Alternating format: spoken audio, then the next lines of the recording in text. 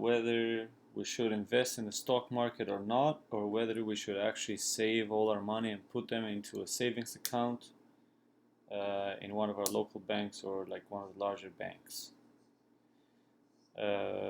If we decided to invest money into the stock market, fortunately today there's a few platforms that we can use. They're totally commission free, and actually some of those do pay to sign up. There's going to be a link on the description for how to sign up on Webull, and you can get 2 free stocks. One of them, once you open the account and gets approved, the other one you only have to deposit $100. You can also get a free stock by opening an account on Robinhood, which is another free platform, and you don't have to deposit anything as long as you get approved, which almost all of you will do. You get a free stock. So I do talk to a lot of people, and a lot of them are really scared, and they do ask, should I invest right now? Is it a good time? Is it safe? Well, yes, you should invest. The sooner the better. And as far as safe goes, stats show that actually it is safe, but you also have to do a lot of research. But I'm going to show you a safe way to where you don't have to worry about doing anything. And I'm also going to show you another way that is a little riskier, but with a higher risk there comes higher reward. And a lot of people ask, how risky is it? And I always feel like saying, well, the riskiest thing you can do is never take any risks. So it's always a good idea to do that. A lot of people also say, well, to make money it takes a lot of money. We all know that. But in the stock market and with the stocks, that's not the case. And if you want to invest long term, it doesn't actually take much money. Even though a lot of people do think so, that is not the case, and I'm going to show you that as well. You can start with just $1,000 or even less. All you need is $100. You can start with $100. But I'm going to show you how to multiply your money long term, starting with $1,000 and just saving $100 every month and investing in the same in the stock market. And we'll also show you via calculation how much money you'll have at the end of 30 years. You probably heard about compound interest rate, and that's what I'm going to show you. I'm going to make it as easy as possible so everybody can understand. And a lot of people also say that they don't know how to invest and where do they start, and that's why I talked about these 2 platforms that are free, the Webull and Robinhood. And also a lot of people think that, yeah, I'd rather have my money into my savings account, and I'm going to show you why that is actually you losing money instead of you actually saving money. So right now we're going to start with a few stats that actually show how does the stock market do in the long run. So here you can see an ETF, S&P 500 ETF trust, and here's a graph that shows, I just clicked on max here, but you can click 5 years or max, which is the longest length, and I just take one of these high peaks. If you actually look, this is the year 2000. If you invested just $142 today, which is 20 years from then, or 20 years went by, you would have had $350. That's over doubling your money. If you look at some more stats, average inflation rate for the last 10 years is about 2.4%, as you can see right here. And another statistics that we need to see is, okay, how much does the S&P 500 return average per year? 9.8%, the average annualized total return for the S&P 500 index over the past 90 years. And that's 90 years. There's 9.8%. So average every year for the past 90 years, if you invested $1,000, you got almost $100 back, and that's every year.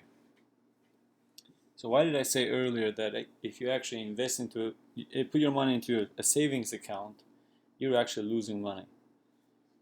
So most of the banks right now or generally they don't pay anywhere close to like 1%. Or right now it's like you get a 1% yearly interest rate.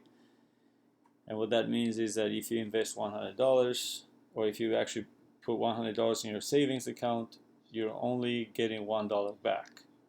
But I also mentioned that you're actually losing money. So how do you lose money? Well, inflation on average is 2.4%, sometimes more, sometimes less, but let's say just 2% to make it easy. So what does inflation mean? Just look this up for you real quick. Go to economics terms. Inflation is a general increase in prices and fall in purchasing value of money. So to make that simple, what that is if you have $100 and you can buy 100 apples today, at the end of the year, because of inflation, with that $100 you can only buy 98 apples because inflation was 2%, therefore you lost 2% of your money. So when you lose 2% of your money every year because of inflation, but you're only making 1% because you put them in a savings account, therefore you're losing 1% every year. So that's why we actually want to invest in the stock market. And the reason why I showed you the S&P 500 and all these charts from the 1993 to 2020 for almost 30 years is just so you can see this idea that there is ups and downs, but long term it just keeps going up. And this is like the bottom of the pandemic. So even if we consider the bottom of the pandemic here with the $228, and if you invested this time, you'd still make around 70% profit. So the S&P 500, like I showed earlier, on average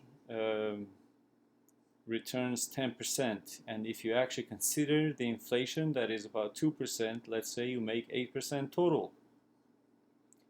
So how does that accumulate? And what exactly can you gain by investing $100 a month for 30 years? Well, for that we have a compound interest calculator. This is taken by investor.gov, which is a United States government website. Just gonna scroll down here real quick. I started with an initial investment of $1,000. I'm sure everybody, or almost every one of you, can come up with $1,000. But even if you don't, you can actually just contribute $100 a month or whatever you can, and this will actually show you how much money you can make. So $1,000, $100 a month every month, that's $1,200 every year for 30 years. Estimated interest rate, it was 10% from S&P 500 minus 2% for inflation. We're going to put an 8% here, and then we're going to leave this empty over here. Compound frequency annually. What that means is how often do you actually does interest accrue. I just hit calculate, and there it is. It says in 30 years you'll have $146,000. That's $146,000, but you're only investing $1,200 a month. I'm sorry, $1,200 a year. So $1,200 times 30, that's like $36,000. So you're investing $36,000, but you're making at the end $146,000. That's almost 4 times, or is it? It's actually about more than 4 times as much as you invested. And if you actually put that in a savings account without considering inflation, let's just say that the inflation was 0, and therefore you're not losing any money. So just keep $1,000 you start with, and you put $100 every month for 30 years, and you have an interest rate of 1%, which is what the bank account or the bank savings will actually give you back. So just calculate $43,000. So you invest $36,000, you just give that to the bank, so the bank can use it just like you could have used it in the stock market. So the bank invests that money for you. You give them $36,000 and they just give you $7,000 back. And what did they make? They made $100,000 out of that money. So why can't you make that money? And why do you want to allow them to make that money for you?